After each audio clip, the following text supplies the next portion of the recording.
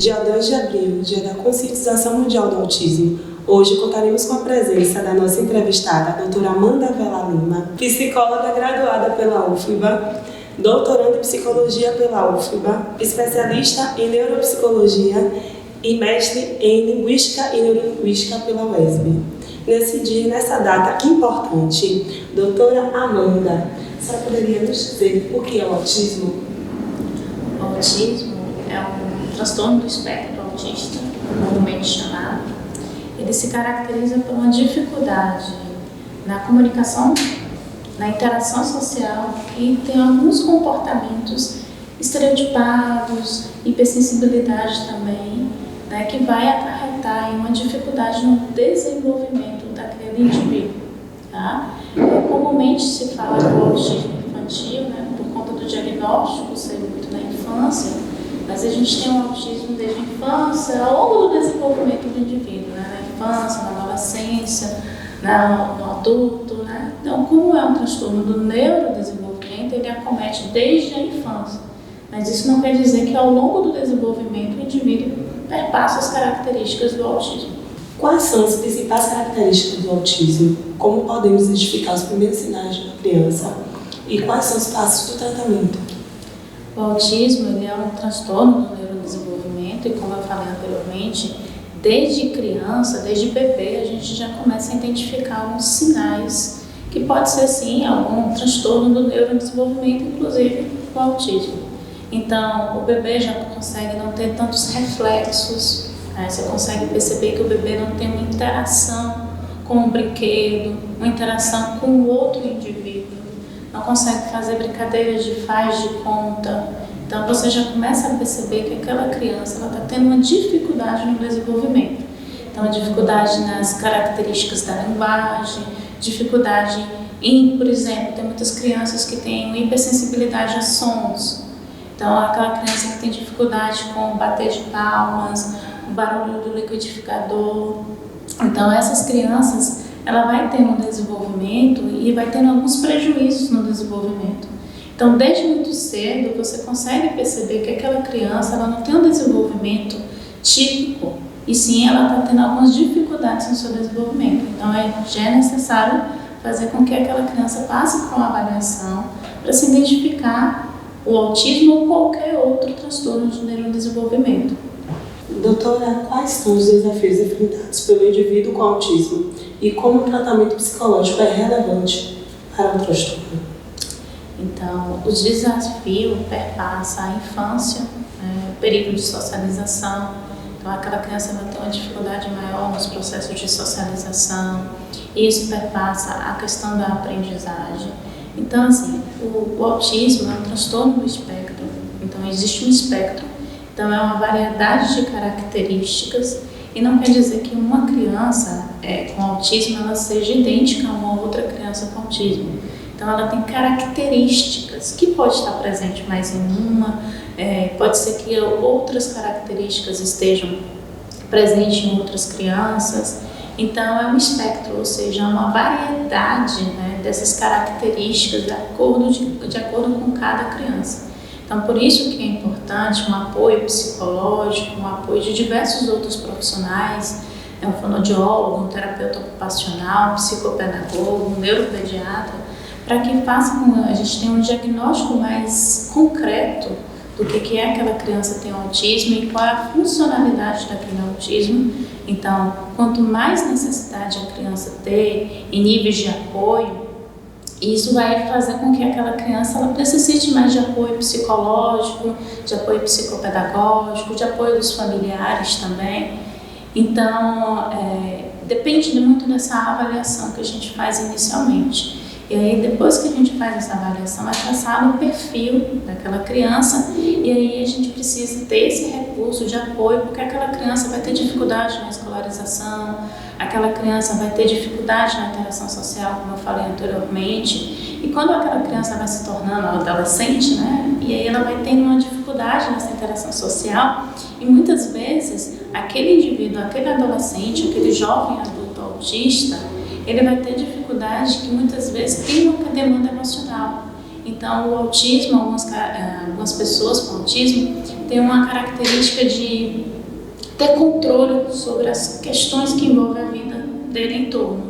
Então ele tem controle de horário, ele precisa chegar no horário pontual, ele tem dificuldade com essa hipersensibilidade ao som, e aí aquele indivíduo ele quer ter controle sobre as situações do dia a dia. E aí aquele adolescente, aquele jovem adulto, isso vai impactar numa demanda emocional. Então o apoio psicológico é muito importante nesse período da adolescência, no início da vida adulta, e aí vai passando por todas as fases de desenvolvimento, que essas características do autismo podem ter uma dificuldade nessas fases, né?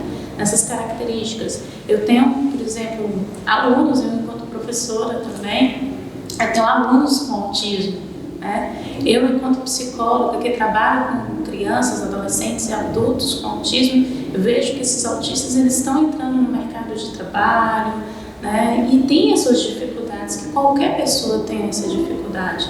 Porém, devido às suas características, né, e essa necessidade de controle, talvez dentro do mercado de trabalho ele precisa mais flexibilizar. E aí isso vai acarretar uma demanda emocional, alguns aspectos que vai ter uma dificuldade na vida dele como um todo, tá? Essa pergunta que vem agora, a senhora até já conseguiu responder um pouco no anterior.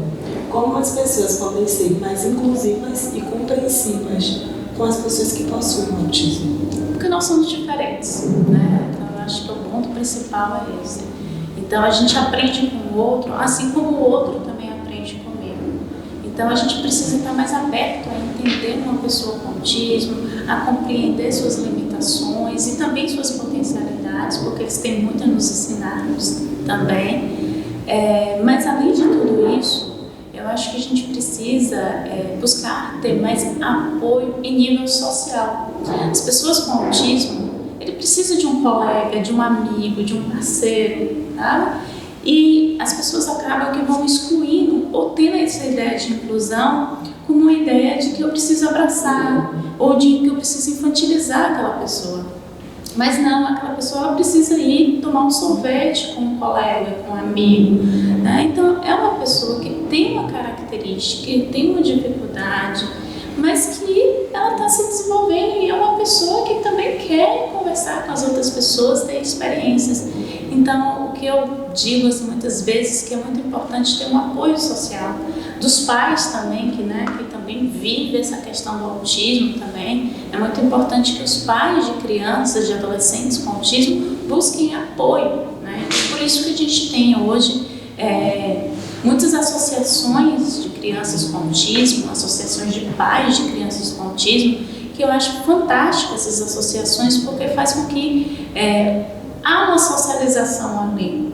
Então é muito importante esses aspectos, porque um apoia o outro.